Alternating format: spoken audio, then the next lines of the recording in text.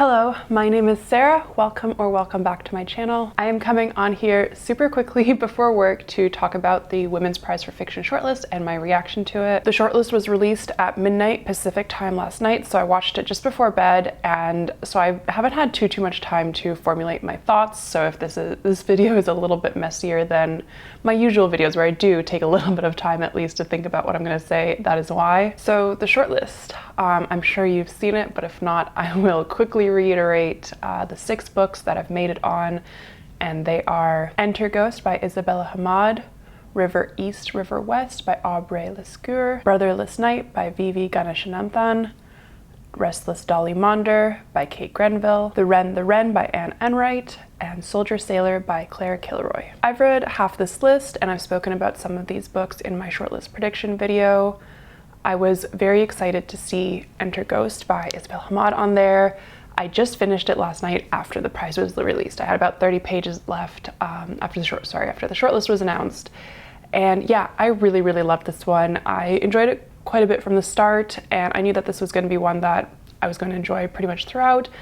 And yeah, I really, all the way up to the ending, it was really good. It was definitely a bit heavy, emotional. I don't have, I feel like there's so much to say about this book, and I haven't had enough time to think about it to really be eloquent about it in the way that it deserves.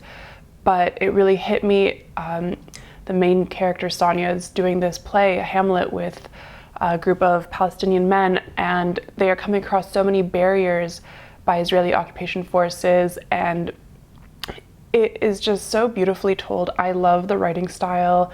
Sonia really grew on me as a character, and theater in Palestine was just such an interesting topic, an interesting way to get a lot of these ideas about the occupation, about Palestinian history across in, a very unique way. I want to sit with this book a bit longer because I feel like there's so much more to say, and the ending, just wow. And as they were doing their play, I was just so nervous and excited for these characters. It was a really beautiful book. I will just say right now, so far, this is the one that I think deserves the win. But I have not read all the books, and there's a couple more on this list, or on the short list, that I'm quite excited about still, so we'll see. But so far, this is the winner for me. I won't go into Soldier Sailor or River East, River West too much. I talked a little bit about them in my predictions video, and I don't know that there's too much more to say. I was not extremely excited to see either of these on the short list. I think there's some other books I haven't read yet that I was more excited about, and still am.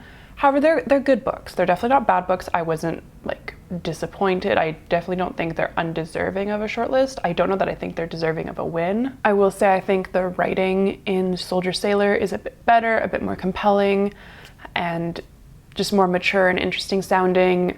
But the story of motherhood and difficult motherhood was, I don't know, maybe it just didn't hit me as hard because it's not as, I don't know, personally relevant. But I don't think that's fair to say, because I do really love other stories of strained motherhood and difficult kind of mother-daughter relationships, whether they relate to me or not. That one just, I don't know, something about it was not that great to me. However, I didn't wholly dislike it. There were interesting perspectives, and I, as someone who is not a mother and probably will never be, I think it is important to read about that experience. And River East, River West might have been the more interesting story. I really liked the idea of American expats coming to China, and that there was a bit of talk about that kind of community, mostly of wealthy Americans in China, but really just that sort of immigration story as well. Like I said in my previous video, I think we usually see a very opposite immigration story of people from China or from Asia in general coming to America or North America. And yeah, it sort of turned it on its head. So I thought that was interesting, and I didn't always like one of the main characters, Alma, that much, but she also kind of grew on me in ways. I think her sort of teenage angst and rebellion was very realistic and very well written. Now, for the 3 that I haven't read yet, I will say Restless Dolly Maunder is not a book that I've thought too much about. I haven't even looked into too much on what it's about. From what I remember, it seems to be sort of like a feminist, either retelling or based on Kate Grenville's grandmother. I could be so off. I feel like that's what I remember seeing when I was reading about all these books that were long listed. And I learned yesterday that it takes place in Australia, because that's what one of the announcers of the shortlist mentioned. I will definitely read this book, and I will give it a chance. I'm sure I will enjoy it a decent amount, but it's not one that super has stood out to me on the list. It's one that I'm very excited to read. And I feel like I haven't heard too many people talk about it. I don't think it was on a lot of people's shortlist predictions, which who knows, maybe it's kind of coming out of nowhere, but that's a good thing. Brotherless Night is a book that I was pretty excited to read from the start, and that has really been amplified over the last few days, especially hearing it make a lot of people's shortlist predictions and a lot of people saying they really loved it. This is going to be a political book, but one about family as well, and I really like those subject matters together. So I'm very much looking forward to reading this one. It seems to have been very well liked across a lot of readers. And lastly, The Wren by Anne Enright.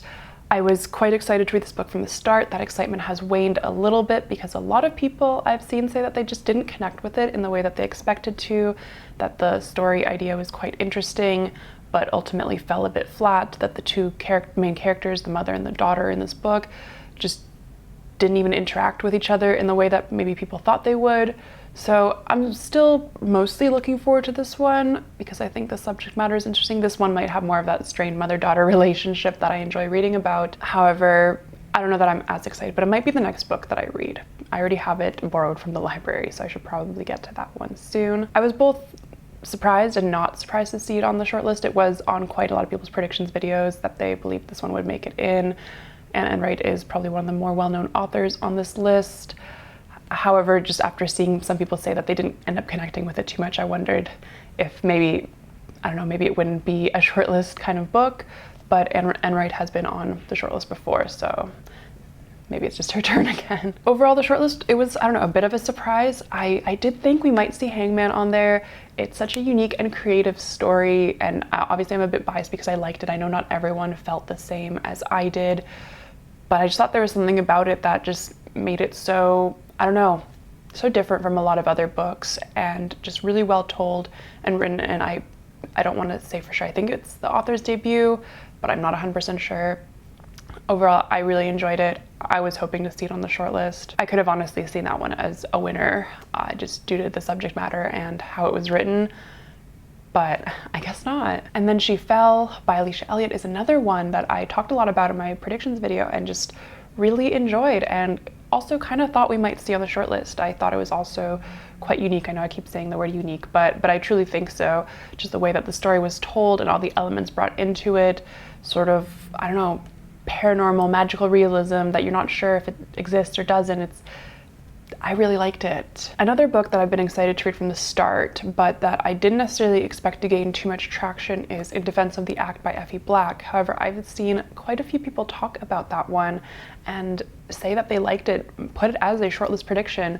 It is a book by an author that I don't think is very well known, and it's one of those books that could just kind of come out of nowhere and make it onto the shortlist. I will still be reading that one along with most of the rest of the long list. Oh, Ordinary Human Failings by Meg Nolan is another one that was predicted and that I am also very, very excited to read.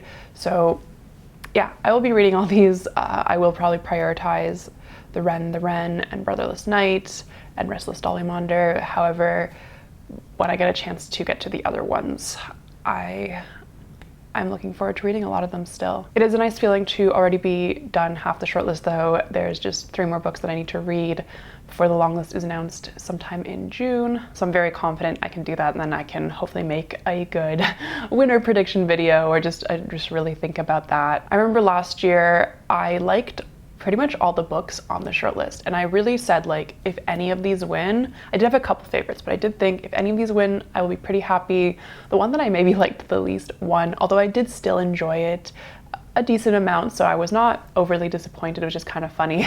However, yeah, this year, so far, again, there's just one that I'm really, really rooting for. That might change as I read the other 3. I mean, it's hard to say that I'll be disappointed. I am happy for any author to win. I'm happy for people to get that exposure to the books, to the authors, for the authors to get their work out there. So I don't want to say like, oh, I'll be disappointed if Soldier Sailor or River East, River West wins, but they would not be my picks. All right, I will end this video here. I will try to get it out as soon as I can, but I have to go to work soon, so we'll see when that is. Please tell me your thoughts on this year's shortlist.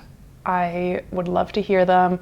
Did some of your favorites make it? Did some unexpected things happen? Is there a clear winner in your mind already, or do you still have a lot more to read before making that decision? I can't wait to watch other people's reactions and see what the general mood around these 6 books is as I go into reading the rest of them. Thank you so much for watching this video, and If you liked it, please give it a like. Please subscribe if you haven't already.